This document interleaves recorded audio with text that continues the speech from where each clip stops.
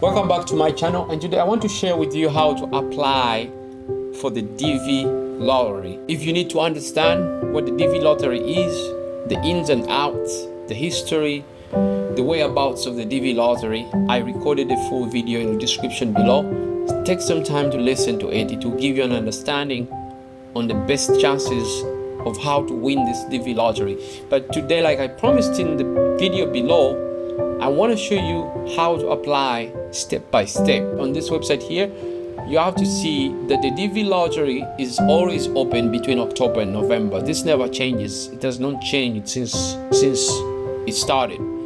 And you check your status the next following year in May. So when October, November, you're done with your DV lottery registration, you want to come next year around May to check for the status. But the first thing you need to do once you're on this page, you need to check the instructions. And on the instructions, you have to be wary of fraud, because the DV lottery is completely free. If somebody's asking you for money, chances are they could be fraud. But the other thing you want to come here is want to come and check for eligibility. For DV this year, natives of the following countries or areas are not eligible to apply, because more than 50,000 natives of these countries migrated to the United States in the previous 5 years. So if you're one of these countries, sorry for you. But if you're not, let's go to the next steps. So you want to come to check your photo examples. If for the most cases, most photographic studios in your countries know the photo sizes for the green card. But this is going to show you an example on what a picture is needed, what the samples of the picture are needed. You can use your phone and do these dimensions by yourself. You can come here for those instructions. So once, let's say you have your DV lottery, you've read the instructions of your country is good to go, your picture is good to go, you come to begin entry. So let's begin our entry. First thing, let's put in this number, submit. A first name, middle name. I don't have a middle name, but if you do, you can put a middle name. Sex is female. Date of birth, American system, just for reference, starts with the month. City where you're born, you put the city where you were born. If it's unknown, put unknown. Country where you're born, Uganda in this situation. But now this is the country of eligibility. Remember the countries we checked. If you are from any of those countries, you don't want to do that. But for example, in our case, Uganda is good to go. I would say, are you claiming eligibility based on the country where you were born? Answer is yes.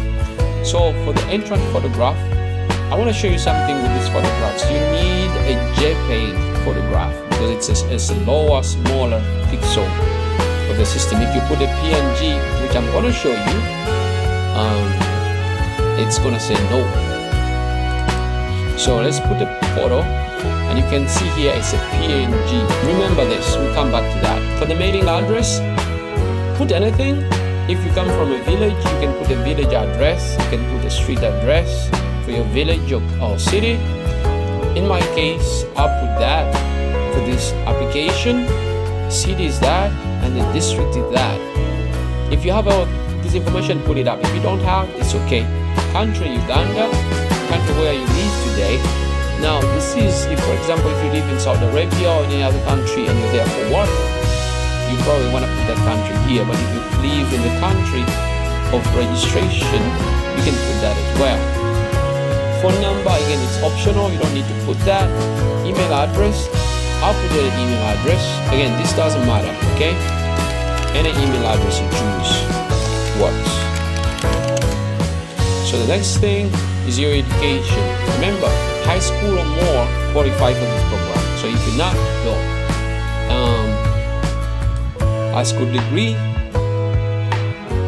There are two qualifications, by the way: high school or work. You need to have worked for at least 2 years. Excuse me. You need to have worked for at least 2 years if you don't have a high school. But if you have a high school, you're good to go. If you've worked for over 2 years, you're still good to go. So put your education here. For this example for our video, I must start with, let me say I'm married, okay? because I want to show you this. Number of children, let me put 1 and let me proceed. But guys, look here, there's a mistake. Remember when I told you to, we're gonna come back to this, it's a PNG. So your photo has to be a JPEG size, okay? If you put, you see a JPEG format right here. If it's any other format, it won't take it. Okay, but okay, let's say, okay, yes, okay, this don't match. And no zip code. So continue. See right here, because I had a wife, because I had a wife and I had a child, they asked me for that information for my child and my wife, and they will ask me for the photos as well. Okay. So this is what I want to say also here. Okay, you can actually apply 2 times. This is the only time you can apply 2 times. How does it work? You apply as the main subject, and you add your spouse, man or woman, as a dependent. And if they are selected, you automatically get the green card as well. Alternatively, she or he can apply and add you. She can only apply as a main subject and add you as a spouse. That way, if you're not selected and they're selected, you can still have a chance to come to the United States on a green card by virtue of the fact that you're married to that person. But only do this if you're married, okay? And a lot of people, a lot of people are doing this to better their chances of winning the green card lottery. But I would recommend do it if you're really married.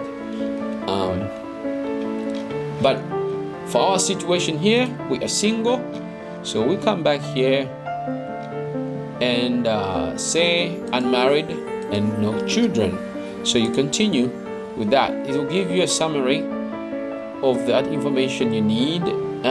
Once you have the summary, all you have to do is click submit. And once you click submit, it brings you to this page. Congratulations, this is your confirmation number. One thing I do, as soon as I have this confirmation number, I copy the confirmation number, because you want to keep this safe until May. If you lose this confirmation number, you can never be able to check for your status. Now, I think there's a way to retrieve it, but why do you allow to lose it? What I would do, I would come and save it in my Gmail, like that. Send it to somebody or save it as a draft. Second, I would take a picture of it. And third, I would write it down. And why am I doing all this? Because I don't want to ever lose it. I want to have it in every place so that in May, I am able to retrieve it to check my status. So let's say you're good to go and May comes around to check your status. Okay, so we'll come back here to check our status. Okay, the DV lottery has a window of 2 years. So from the year you apply, the next year in May, you're gonna find your status. And after you find out your status, it will take another 1.5 years. So being selected is not guaranteed that you'll get a visa. If you check the video below, I go in details on the better chances, on the best ways you can improve your chances of winning this DV lottery. But for this video, I just want to show you the hows. For more information, check that video. So let's say we have our confirmation number. Confirmation is this. Last name, put the last name and the date of birth. So RDHX4. Submit. For majority of you, unfortunately, it's always going to be based on the information provided. The entry has not been selected for further processing for electronic diversity visa program at this time. Don't be discouraged. Try next year. Again, I can't stress this enough. You need to watch the video below for why you need to do that, why you need to reapply next year. But for other people who are lucky, you're gonna get something like this. You've been randomly selected for further processing in the Diversity Immigrant Visa Program for the fiscal year. Okay, so you have more further instructions, links in the website. So you have a website and the links you need to go to further the process, okay? And once you do that, one last thing before I go, and which I have mentioned in the video below, is once you send those forms, the game is not over. You need to be on top of your case, and you need to constantly contact the KCCA, that is the Kentucky Consular Center, which is in charge of your paperwork. They will never communicate to you. You always have to communicate to them to find out the status of your information. If you're lucky enough and you had a chance to win this DV lottery, by any chance, share in the comments below and let us know how you're dealing with that. And if by any chance you're not selected, don't give up. Do it again next year. If there's anything else you need to hear from me, or a topic you want me to talk about, comment in the links below or share with your friends what you think about this DV lottery.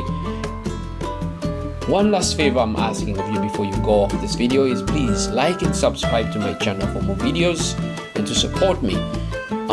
Thank you for being here once again. One love.